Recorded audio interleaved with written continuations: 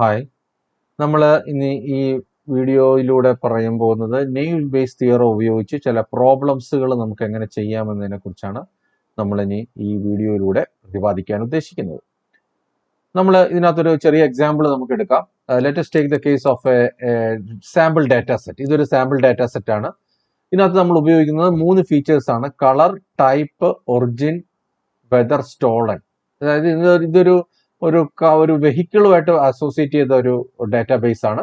അതിനകത്ത് first feature എന്ന് പറഞ്ഞാൽ കളർ ഓഫ് ദ വെഹിക്കിൾ, രണ്ടാമത്തെ ഫീച്ചർ എന്ന് പറഞ്ഞാൽ ടൈപ്പ് ഓഫ് ദ വെഹിക്കിൾ, മൂന്നാമത്തെ ഫീച്ചർ എന്ന് പറഞ്ഞു കഴിഞ്ഞാൽ ഈ വെഹിക്കിൾ നമ്മുടെ ഡൊമസ്റ്റിക് വെഹിക്കിൾ ആണോ അതോ ഇമ്പോർട്ടഡ് വെഹിക്കിൾ ആണോ. ഇനി ഇതാണ് ഈ സംഭവമാണ് ഇതിന്റെ ക്ലാസ് ലേബൽ എന്ന് പറഞ്ഞത്. വെദർ ഈ വെഹിക്കിൾ മോഷ്ടിച്ചതാണോ അല്ലയോ എന്നുള്ള ഇൻഫർമേഷൻ ആണ് ഇതിനകത്ത് പറയുന്നത്. ഓക്കെ, അപ്പോൾ ഈ ഡാറ്റ തന്നു കഴിഞ്ഞു കഴിഞ്ഞാൽ നമ്മൾ നെയിം ബേസ് ക്ലാസിഫിക്കേഷൻ ഉപയോഗിച്ച് നമുക്ക് കണ്ടുപിടിക്കേണ്ടത് എന്താണ്? ഈ പെർട്ടിക്കുലർ ഡാറ്റ ഒരു ടെസ്റ്റ് ഇൻസ്റ്റൻസ് തരും. ടെസ്റ്റ് ഇൻസ്റ്റൻസസ് എന്താണ് പറഞ്ഞിരിക്കുന്നത്? Whether a red domestic SUV car is stolen car or not.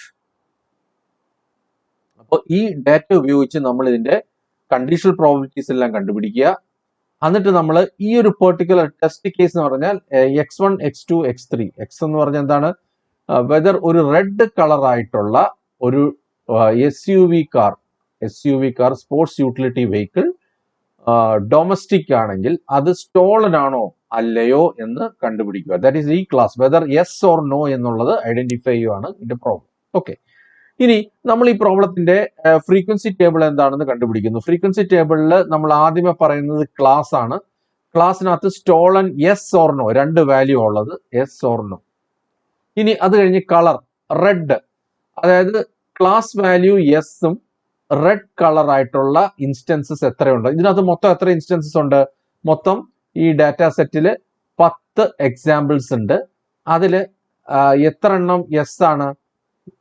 5 എണ്ണം യെസ്സും 5 എണ്ണം നോയും ആണ്. അപ്പൊ 10 എക്സാമ്പിൾസിൽ 5 യെസ് വാല്യൂ ഉണ്ട്, 5 നോ വാല്യൂ ഉണ്ട്. ഓക്കെ, അപ്പോൾ നമ്മൾ ഈ പെർട്ടിക്കുലർ ഇത് എടുക്കുക. ആദ്യമേ കളർ എടുക്കുക. Colour feature red. Okay, read with class yes എത്ര എണ്ണം ഉണ്ട്? ഓക്കെ, കളർ റെഡും ക്ലാസ് യെസ്സുമായിട്ടുള്ള എത്ര ഇൻസ്റ്റൻസസ് ഉണ്ടെന്ന് നോക്കുക. Okay, this is the first instance. 1 colour red class S. രണ്ടാമത്തത് പിന്നെ വരുന്ന ഏതാണ്?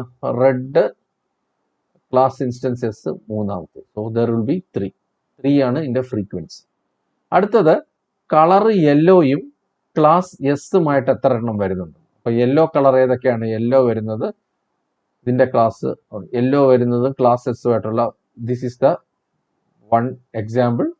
യെല്ലോയും ക്ലാസ് എക്സുമായിട്ട് this is the second instance. യെല്ലോയും ക്ലാസ് എക്സ് ആയിട്ടുള്ള there is only 2 instances. So the number of frequency is 2.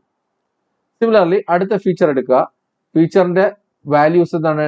രണ്ടാമത്തെ ഫീച്ചറിന്റെ ടൈപ്പ് ആണ്. ടൈപ്പിന്റെ വാല്യൂസ് 2 വാല്യൂസ് ഉള്ളത്, സ്പോർട്സും SUVയും. സ്പോർട്സ് ഒരു വാല്യൂ, SUV.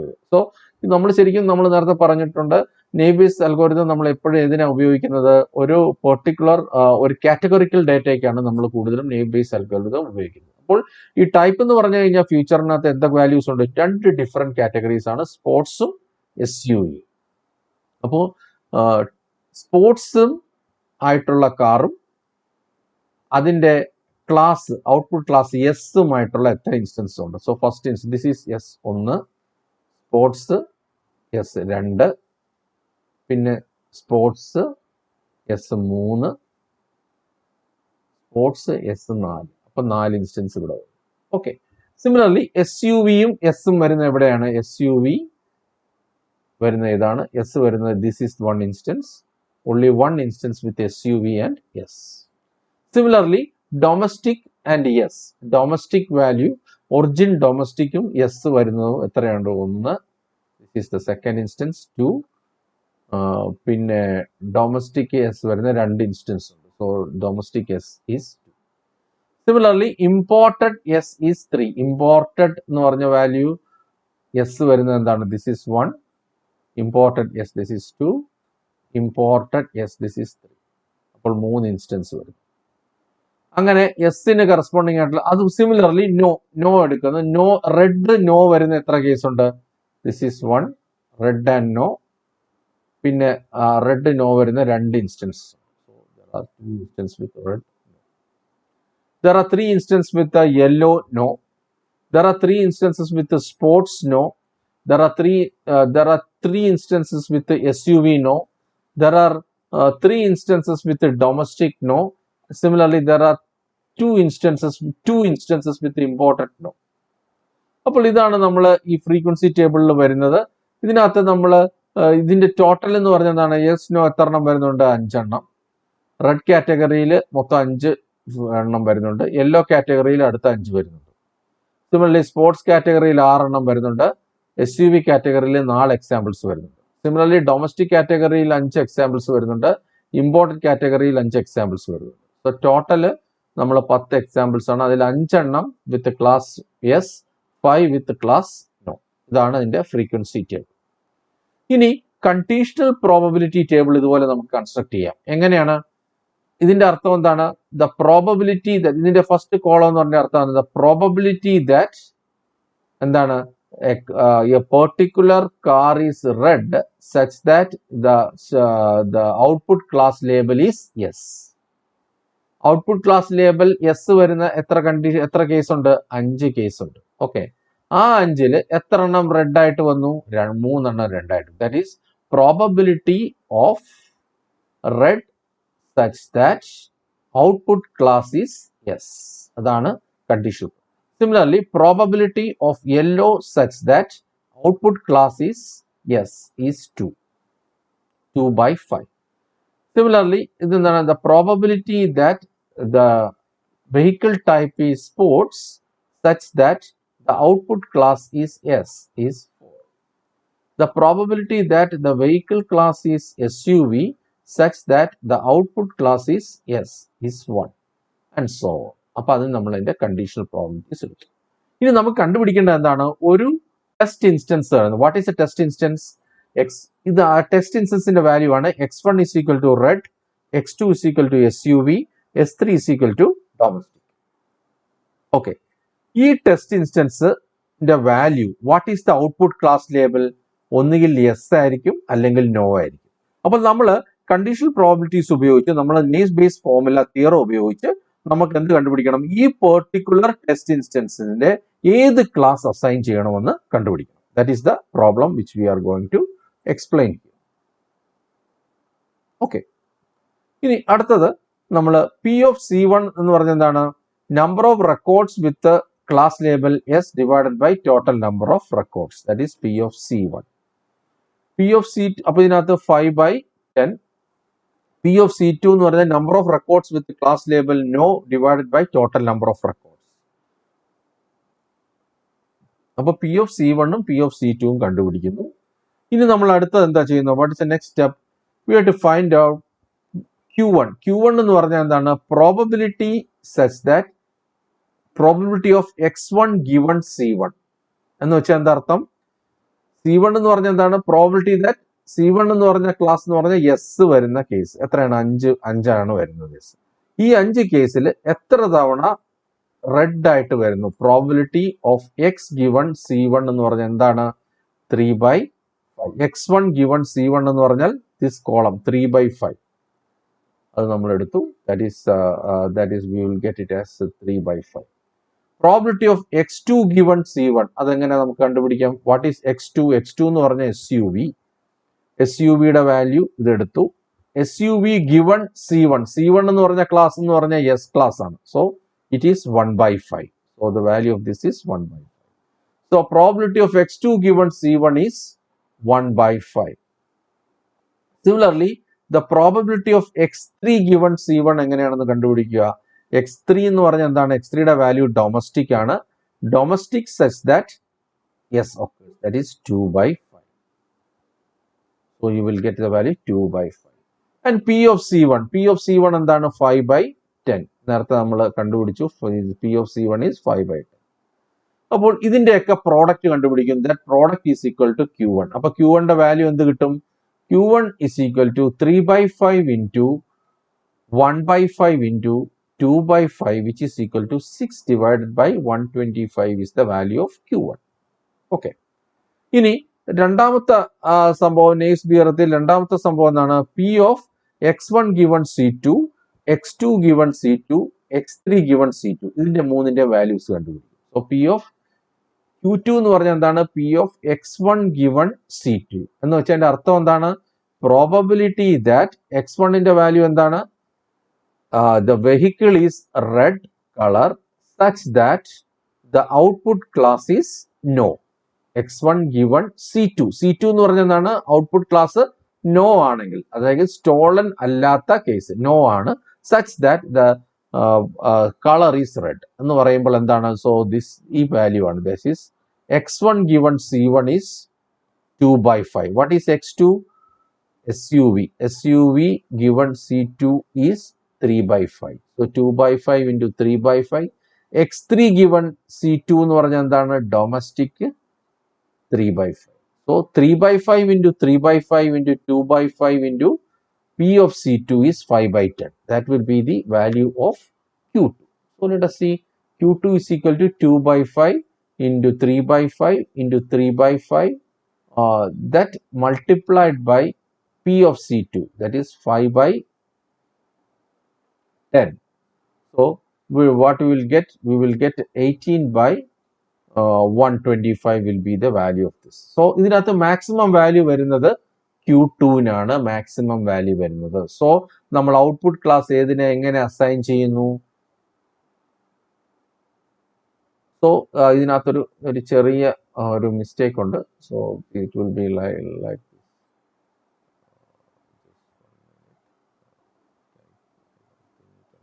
അപ്പൊ ഇതിനകത്ത് 2/5 into 3/5 into 3/5 that multiplied by 5/10. P of C2 is 5/10. അപ്പോൾ 18/125 into 5/10 which is equal to 90 divided by 1250. So it will be maximum will be Q2. Q2ന്റെ value ആണ് maximum. അപ്പോൾ Q2ന് associate ചെയ്തിരിക്കുന്ന ക്ലാസ് ലേബൽ ഏതാണ്? No ആണ്. So the maximum is Q2 and it corresponds to the class label no. So we assign the class label no to the test instance red SUV domestic. എന്ന് പറഞ്ഞാൽ അതിന്റെ അർത്ഥം എന്താണ്? ഈ particular test ഇൻസ്റ്റൻസിന്റെ output class label എന്തായിട്ട് assign ചെയ്തു? As per the conditional probabilities, as per the Bayes theorem we assign a class label. What is the value of the class label assigned to this? Is we assign the class label no to this particular as per the base theorem. So this is the way in which the first problem is solved. ഇനി അതുപോലെ അടുത്തൊരു problem എടുക്കുക. ഇതേ കാര്യം തന്നെ. based on the following data, determine the gender of a person having height 6 feet, weight 130 lbs and foot size 8 inch. Use Naive Bayes algorithm. അപ്പോൾ ഇതിനകത്ത് എന്താണ് predict ചെയ്യുന്ന ഔട്ട്പുട്ട് ക്ലാസ് എന്താണ്? determine the gender of the person. Gender of the person output class male or female. അപ്പോൾ C1 എന്ന് പറഞ്ഞാൽ എന്താണ്? male. So this is C1 and this is C2. Okay. ഇതിനകത്ത് എത്ര പേര് മൊത്തം എത്ര മെയിൽസ് മൊത്തം എത്ര ഇതുണ്ട്? എത്ര എക്സാമ്പിൾസ് ഉണ്ട്? We have 8 examples. അതിനകത്ത് 4 മെയിൽസും 4 ഫീമെയിൽസും. സോ P of C1 എന്ന് പറഞ്ഞാൽ എത്രയാണ്? So P of C1 is equal to 4/8. P of C2 is again equal to 4/8. ഇത് രണ്ടും നമുക്ക് എടുക്കുന്നു. സിമിലർലി നമുക്ക് ഇതിന്റെ ഫ്രീക്വൻസി എടുക്കുന്നു. ഫസ്റ്റ് ഇതെന്ന് പറഞ്ഞാൽ എന്താ അർത്ഥം? What is the meaning of it? So let us discuss. ഹൈറ്റിന് എത്രയൊക്കെ വാല്യൂസ് ഉണ്ട്?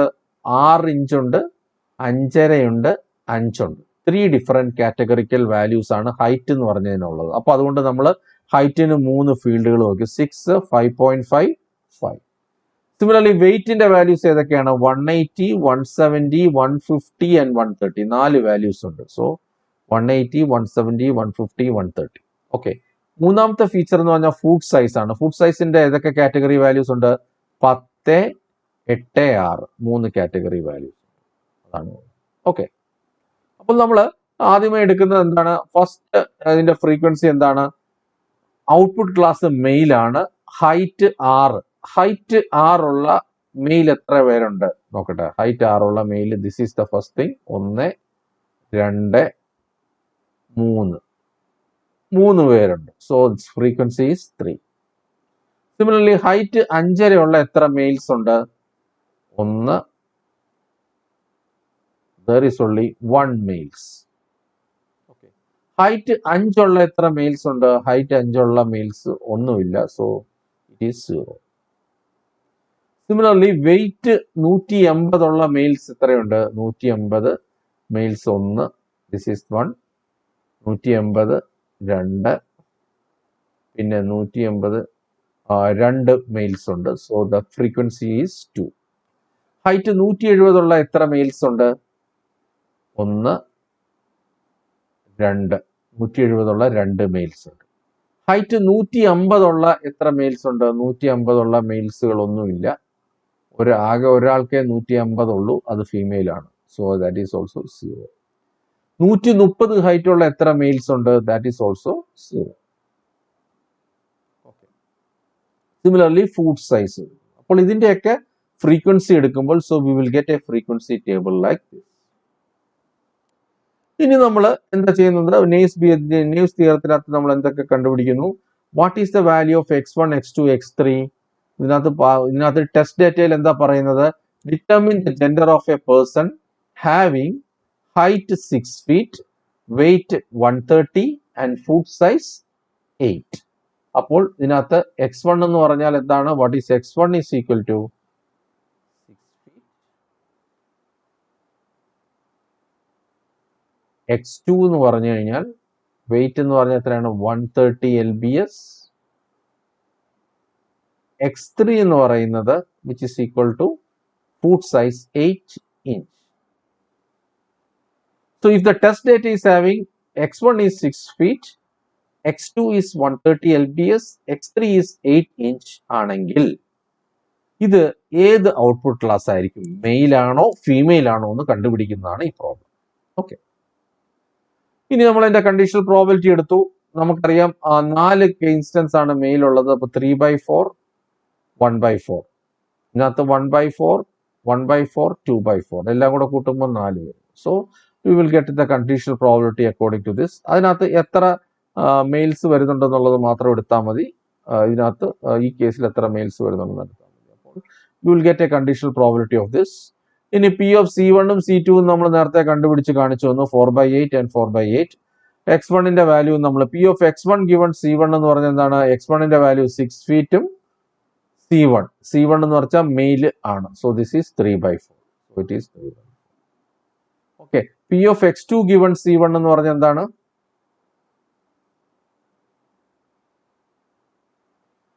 P of x2 given C1 എന്ന് പറഞ്ഞാൽ x2ന്റെ വാല്യൂ എത്രയാണ്? 130. x2ന്റെ value 130 such that C1 that is 0. 0 ഉള്ളത് കൊണ്ട് ഈ Q1ന്റെ വാല്യൂ എന്തായിരിക്കും? 0 ആയിരിക്കും. ഇനി സിമിലർലി Q2 എന്ന് പറഞ്ഞാൽ എന്താണ്? P of x1 given C2. x1 given C2 എന്ന് പറഞ്ഞാൽ എന്താണ്? It is 1. x1ന്റെ വാല്യൂ എത്രയാണ്? x1ന്റെ value is 6 feet. So it is 1/4. So 1/4 into P of x2 given C2. x2ന്റെ വാല്യൂ എത്രയായിരുന്നു? x2ന്റെ വാല്യൂ 130 ആണ്. 130 that is equal to 2/4. So it is 2/4. And what is P of x3 given C1? P of x3യുടെ value എന്ന് പറയുന്നത് 8 ആണ്. So it is this 2/4. That multiplied by P of C2. P of C2 എന്ന് പറഞ്ഞാൽ എന്താണ്? 4/8. So 4/64 into 4/8. So it will be equal to 16/64 into 8 is 240, 272. This is the value of Q2. So maximum of Q1, Q2 is Q2 itself. അപ്പോൾ Q2ന്റെ output class ഏതാണ്? Female ആണ്. So എന്ത് assign ചെയ്തു? ഈ particular text instance x1 is equal to 6 feet, x2 is equal to 130 and x3 is equal to 8 is assigned a class label, namely female, to the test instance. So that is the second problem, the output of the second problem. അപ്പൊ similarly നമ്മൾ nice പ്രോബ്ലത്തിന്റെ ഏത് തരത്തിലുള്ള ഇത് ചോദിച്ചു കഴിഞ്ഞാലും നമുക്ക് easy ആയിട്ട് അതിന്റെ വാല്യൂസ് കണ്ടുപിടിക്കാൻ പറയും. നെയ്വ് ബേസ് തിയറി ഉപയോഗിച്ച് നമുക്ക് ഈസി ആയിട്ട് ഇതിന്റെ വാല്യൂസ് കണ്ടുപിടിക്കാൻ സാധിക്കും. അപ്പൊ ഇത്രയും കാര്യങ്ങളാണ് ഞാൻ ഈ വീഡിയോയിലൂടെ പറയാൻ ഉദ്ദേശിക്കുന്നത്. Thank you.